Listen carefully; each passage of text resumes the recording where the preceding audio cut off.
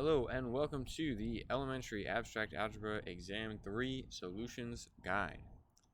Here we go. Let's get started. So let G be a group. Define a normal subgroup of G. So what is a normal subgroup of G? Well, a subgroup, and remember that's the symbol for just a regular subgroup, is called a normal subgroup. Now there's several equivalent definitions. One definition that a lot of people said was if you can conjugate n by any element of G where n is something from capital N and G is from anywhere in capital G. Ooh.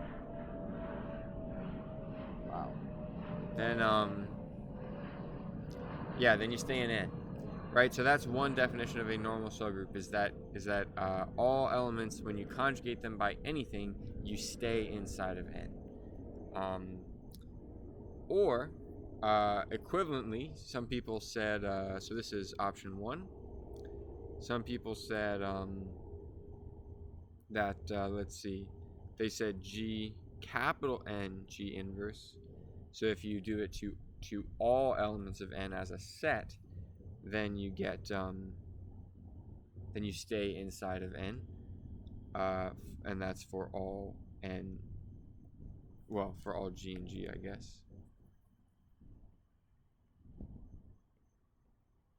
But then finally, my favorite equivalent way is to say that cosets are the same. Left and right cosets are the same, right? There's no difference between left cosets and right cosets, and that's for all G. So yeah, so any one of those things, or any combination, if you like, of those things is a perfectly great way of defining a normal subgroup. They're all equivalent to each other. And if it's a normal subgroup, then we denote it like this, or some people like that. So it's really the same symbol, you've just finished the triangle, right? It was just two sides of the triangle, and now you've done all three sides, like that. Okay, great. So prove that the intersection of two normal subgroups is a normal subgroup. Well, that's a great question, or thing that we should prove, I guess.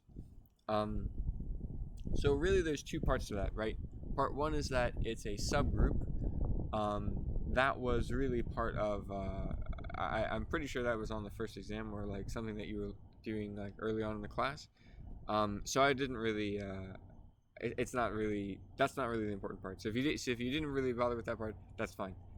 If you did bother with that part and you did it right, great job.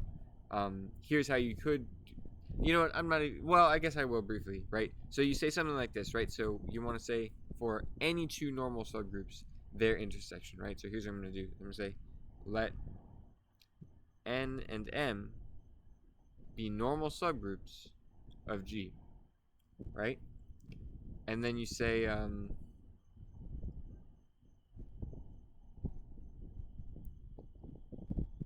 let I don't know, something be in their intersection. So you pick something in the intersection, right? Well, I guess I'm skipping to the normality part. If you wanted to do the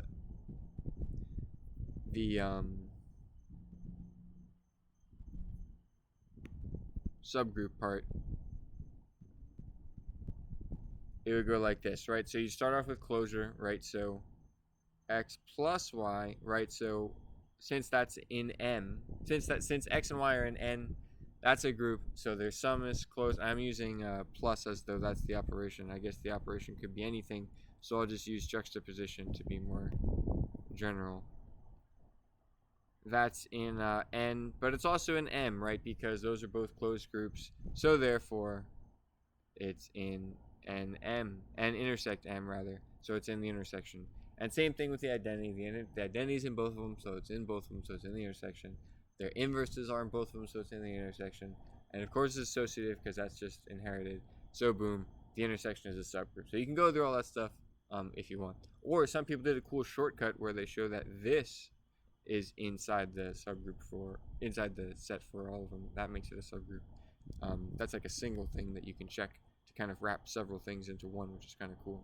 But anyway, the point is it's a subgroup. So the question is, what about the normal subgroup part? So you got to make sure it's closed under conjugation. So you got to make sure that X, so for any random G, I guess I should say one more thing. Let G be whatever. And then the question is, what's up with X when you conjugate it by whatever it was in G? Well, I do know it's in N because N is normal and X was in N. So it's closed under conjugation. So when you conjugate it by G, it's got to be in N. Because N is normal. And well, similarly, I actually also know the same thing, that it's in M. Because M is normal.